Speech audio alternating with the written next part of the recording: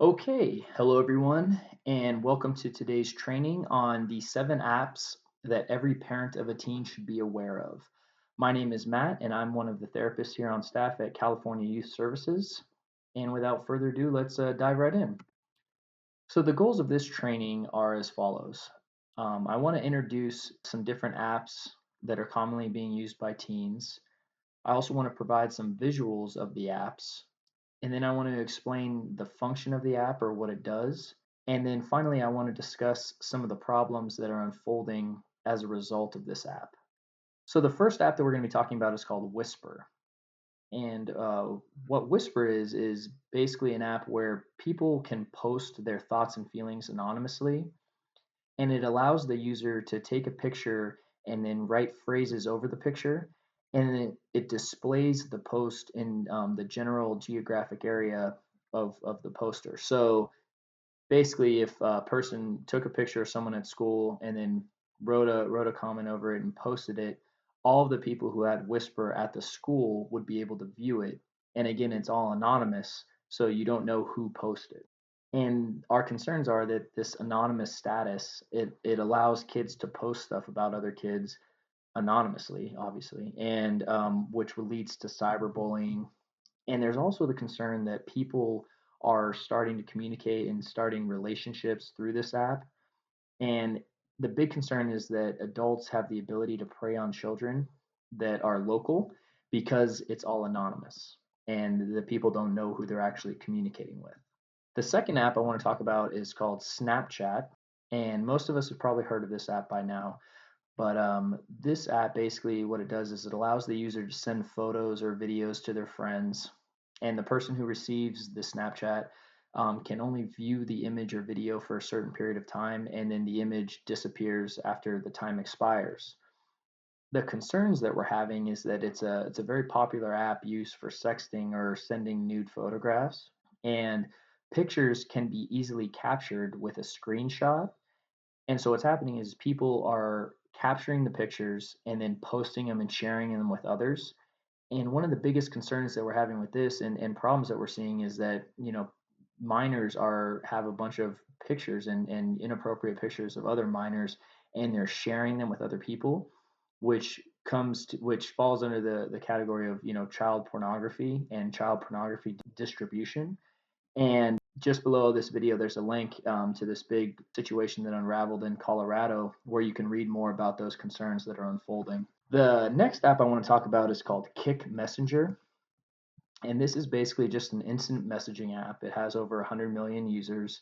And again, it allows the users to send videos and pictures to each other. And our concerns are similar in the sense of that it's an app that's being used a lot for sexting and sending nude photographs, and there's always the child pornography of concerns when you have nude photographs of minors on your phone. One thing unique about this app is that it doesn't have any parental controls, so as parents there's no specific settings you can use on the app to protect your children. And obviously one of the things with these instant messaging app is the anonymous users and sexual predators targeting minors with this app.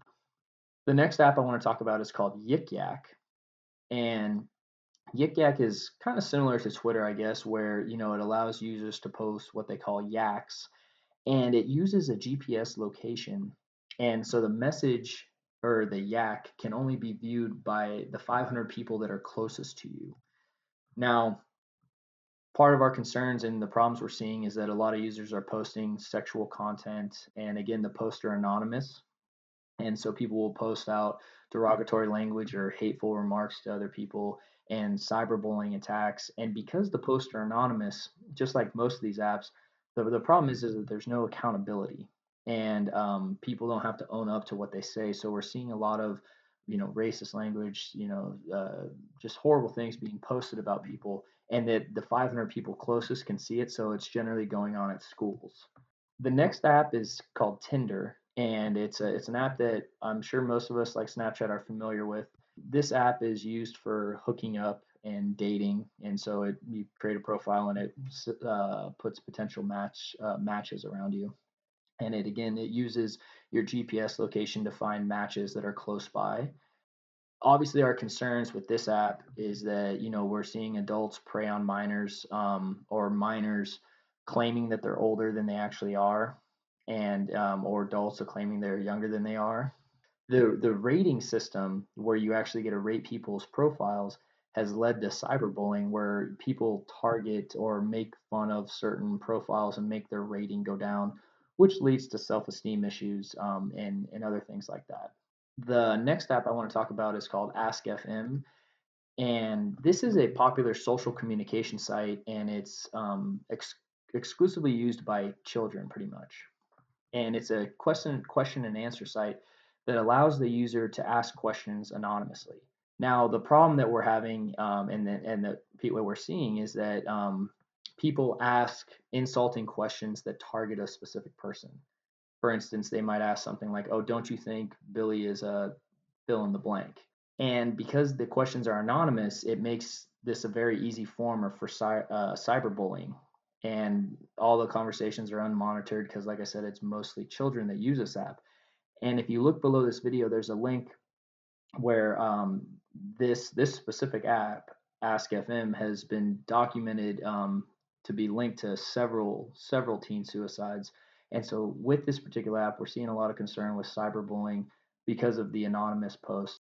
The last app I want to talk about kind of falls into a certain category of apps, and these are two different apps called Hide App Hide and App Lock. And you can see a picture right there. And basically, what these are is they allow you to put your apps in this app to hide or lock them, and to create secret files that will hide apps. Now, obviously, this is used by children to hide apps from their parents. And these little vault apps, like I'm going to talk about in just a second, what they do is they create these files and they hide inappropriate photographs or apps that they shouldn't be using from their parents. Now, obviously, the concerns are that kids are using apps that they shouldn't be, or they're hiding pictures they shouldn't be having. And then there's always the child pornography concerns, where kids have child pornography on their phone, potentially passing it to other people, and could get in trouble for consuming and distributing child porn. Now I'm going to talk about a few bonus apps, and they kind of fall under that same category of the app that I was just talking about, but these are called vault apps. And this bonus app number one is called Best Secret Folder, and it's a vault app.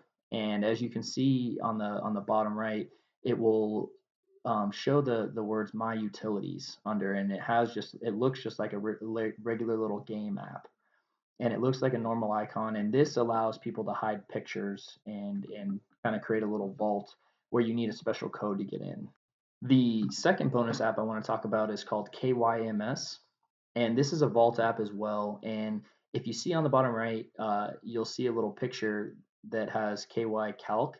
And what this Vault does is it looks like a calculator. And so when you open up, there's a certain number sequence you have to type in to unlock it.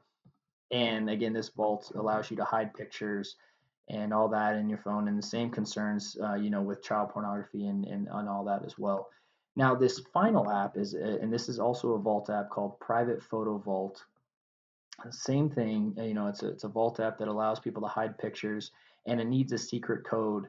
But as parents, if you try to break into the app, what the app does is it takes a picture of the person that's trying to break into the app with a front-facing camera. So if if you type in the wrong code, it'll take a picture of the person so that they will know who's trying to break into their Vault app.